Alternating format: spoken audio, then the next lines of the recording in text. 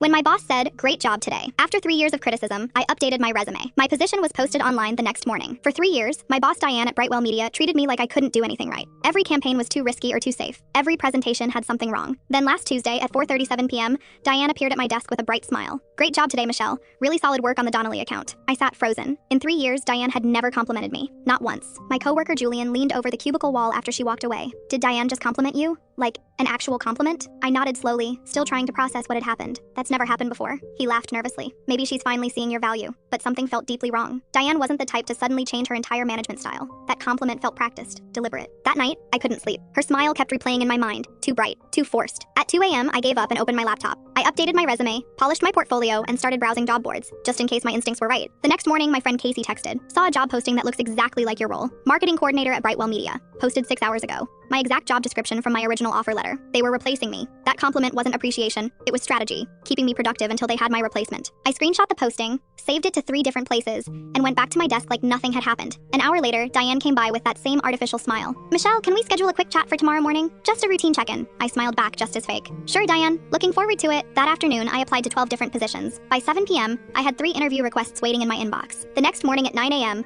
I walked into Diane's office. HR Director Patricia was already sitting there, which confirmed everything. "Michelle, we need to discuss your role at Brightwell," Diane started, folders arranged on her desk. "The company's going through some structural changes, and unfortunately, you're eliminating my position?" I interrupted, keeping my voice steady. "We're reallocating resources," Patricia said smoothly. "We'll provide a competitive severance package and of course strong references." "I saw the job posting," I said, pulling out my phone and placing it on the desk. "Posted yesterday morning. The morning after you complimented me for the first time in 3 years." Diane's face drained of color. Patricia's eyes snapped to Diane. "That posting is for a slightly different role," Diane tried weakly. "It's word for word from my original offer letter," I said calmly. "You're not restructuring. You're just replacing me." The room went silent. Patricia looked genuinely shocked. "Diane, were you aware this posting went live before this meeting was even scheduled?" she asked sharply. Diane fumbled with the folders. "I thought we were being transparent. You posted my replacement before telling me I was being let go," I said. "Then you complimented me to keep me working productively while you interviewed candidates behind my back." Patricia's expression hardened. "Diane, I need to speak with you privately." After Diane left, Patricia turned to me. "This isn't how we handle personnel transitions. I apologize." "I appreciate that," I said. "But I already have 3 interviews scheduled. I'm submitting my resignation today, effective immediately." I cleaned out my desk in 20 minutes. 3 years of work fit into 2 boxes. Julian watched from his cubicle, stunned. "You're really leaving right now? They're posting jobs before firing people,"